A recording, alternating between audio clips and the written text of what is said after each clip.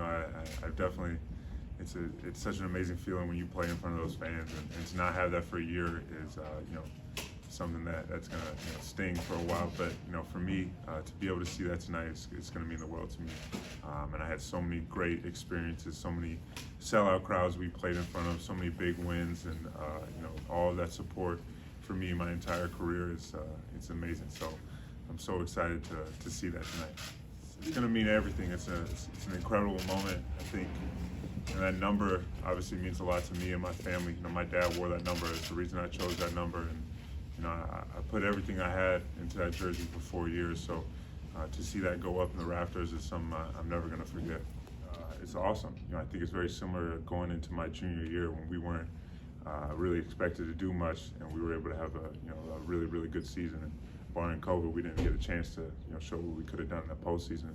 But I think it's very similar to that year, and where you have someone who has worked very hard, come out and start dominating the game in a way that's is so impressive. I watched it.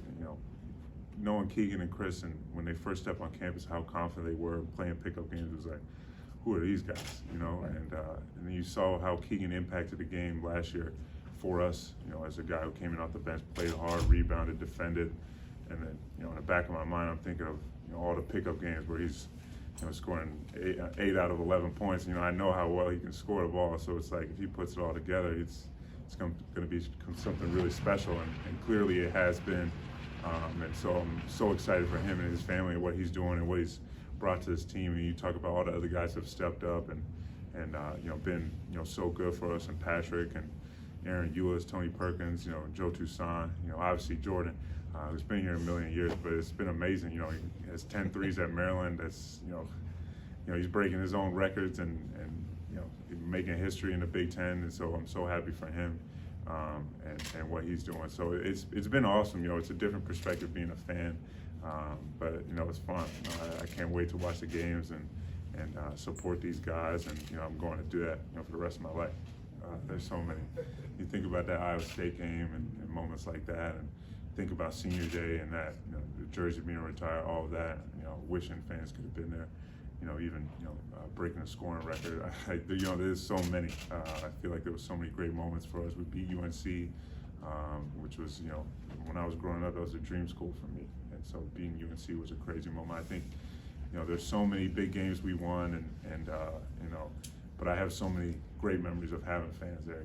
Like for instance, like the Illinois game when we won at home is something that I will never forget in front of that crowd and what that felt like. And,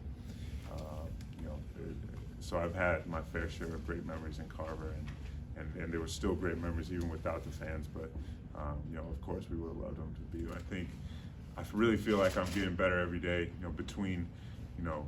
I've been really lucky as a rookie. First of all, I started 5 games as a rookie, which is something I didn't think that was going to happen. I've gotten, because of COVID and different things, I've got an experience of playing 40 minutes in an NBA game, which is something that helped me completely. I feel like the game, kind of really slowed down for me once I had that experience, because you can practice, you can, do whatever, work out, but you can't really simulate that experience until you're really there. And so when I had that, I feel like everything kind of changed for me. And and also, when guys got back, and I went back to the G League. I'm really lucky that Detroit has a G League team. We practice in the same facility, we play across the street, and that provides me an opportunity to be able to go up and down without having to travel far and stuff like that. And that's incredible for my development, and especially when we have so many guys that I can watch and work out against, and then go put it into action against really good G League competition. I think that's going to help me a lot. And so I've had a little bit of everything. I've had been in the rotation. I've started and played 40 minutes in the NBA, and then I've also had a lot of experience in the G League. So I think overall, it's going to really help me going forward in my professional career.